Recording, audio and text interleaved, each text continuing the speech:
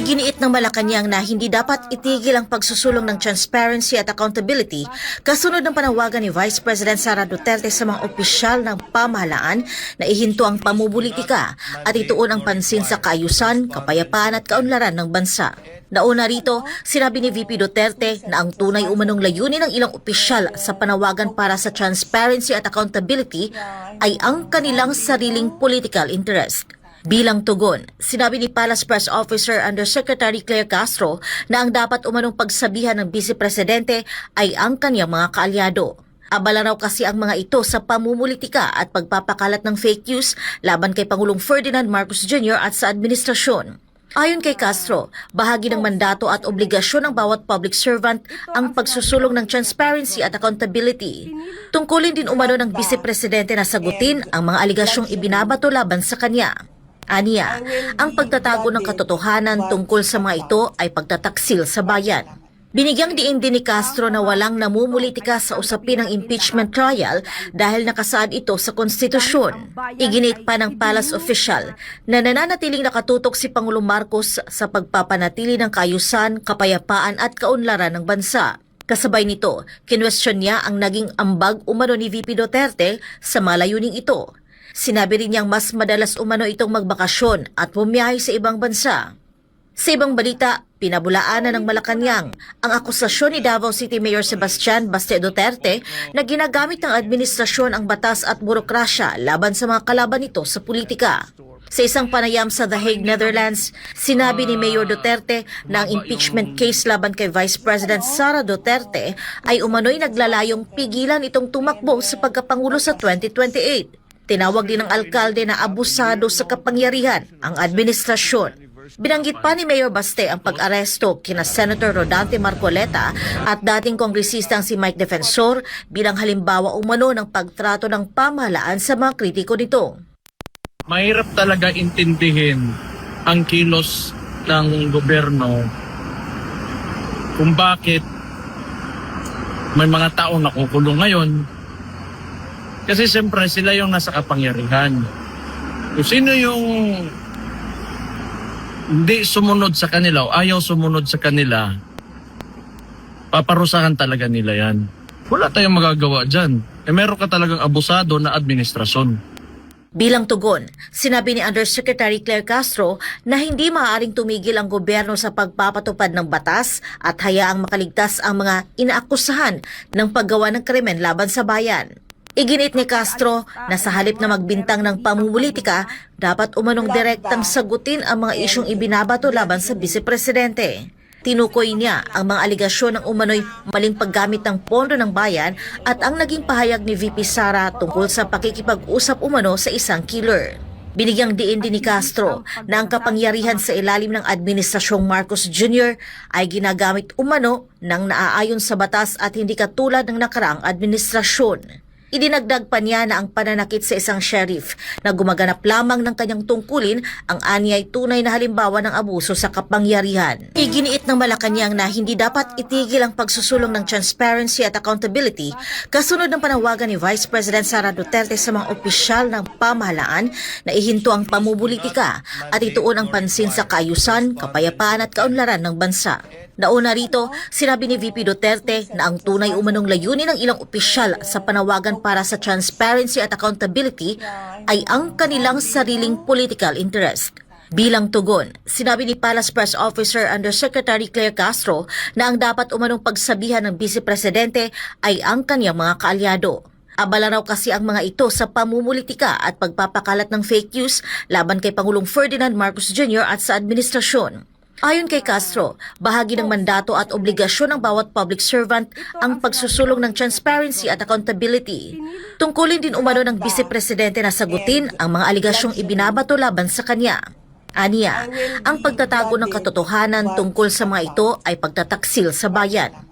Binigyang diin din ni Castro na walang namumulitika sa usapin ng impeachment trial dahil nakasaad ito sa konstitusyon. Iginit pa ng palace official na nananatiling nakatutok si Pangulong Marcos sa pagpapanatili ng kaayusan, kapayapaan at kaunlaran ng bansa.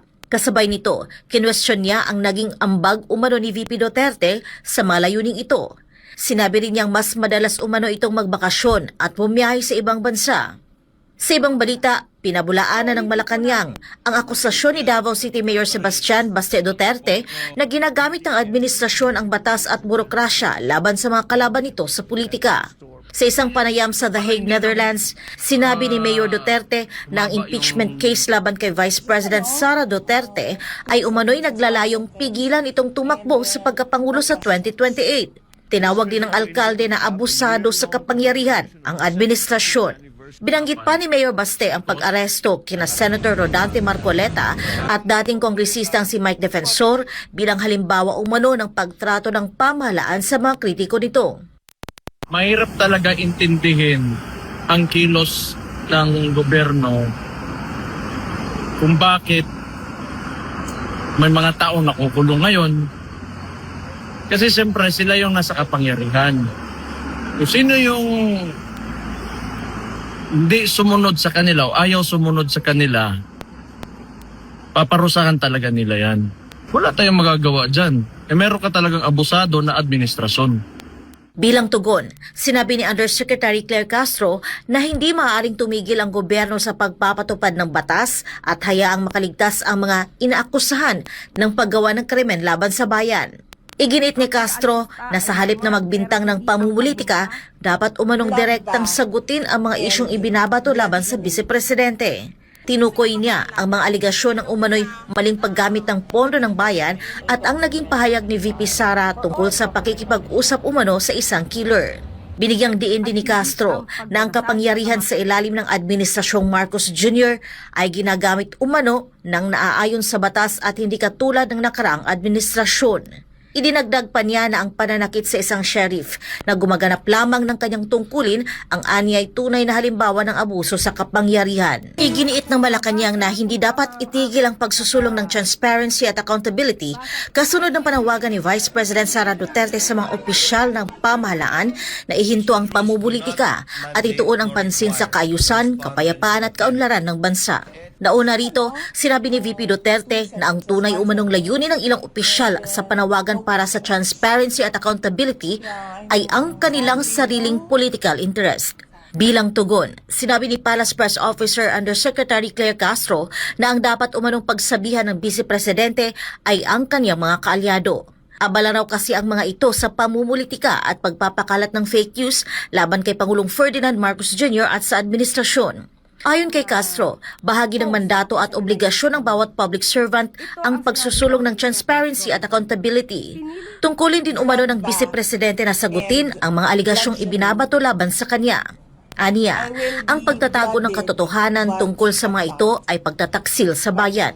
Binigyang diin din ni Castro na walang namumulitika sa usapin ng impeachment trial dahil nakasaad ito sa konstitusyon. Iginit pa ng palace official na nananatiling nakatutok si Pangulong Marcos sa pagpapanatili ng kaayusan, kapayapaan at kaunlaran ng bansa. Kasabay nito, kinwestiyon niya ang naging ambag umano ni VP Duterte sa malayuning ito. Sinabi rin niyang mas madalas umano itong magbakasyon at bumiyahe sa ibang bansa. Sa ibang balita, pinabulaanan ng Malacanang ang akusasyon ni Davao City Mayor Sebastian Baste Duterte na ginagamit ng administrasyon ang batas at burokrasya laban sa mga kalaban nito sa politika. Sa isang panayam sa The Hague, Netherlands, sinabi ni Mayor Duterte na ang impeachment case laban kay Vice President Sara Duterte ay umano'y naglalayong pigilan itong tumakbo sa pagkapangulo sa 2028. Tinawag din ng alkalde na abusado sa kapangyarihan ang administrasyon. Binanggit pa ni Mayor Baste ang pag-aresto kina Senator Rodante Marcoleta at dating kongresistang si Mike Defensor bilang halimbawa umano ng pagtrato ng pamahalaan sa mga kritiko nito. Mahirap talaga intindihin ang kilos ng gobyerno kung bakit may mga tao nakukulong ngayon.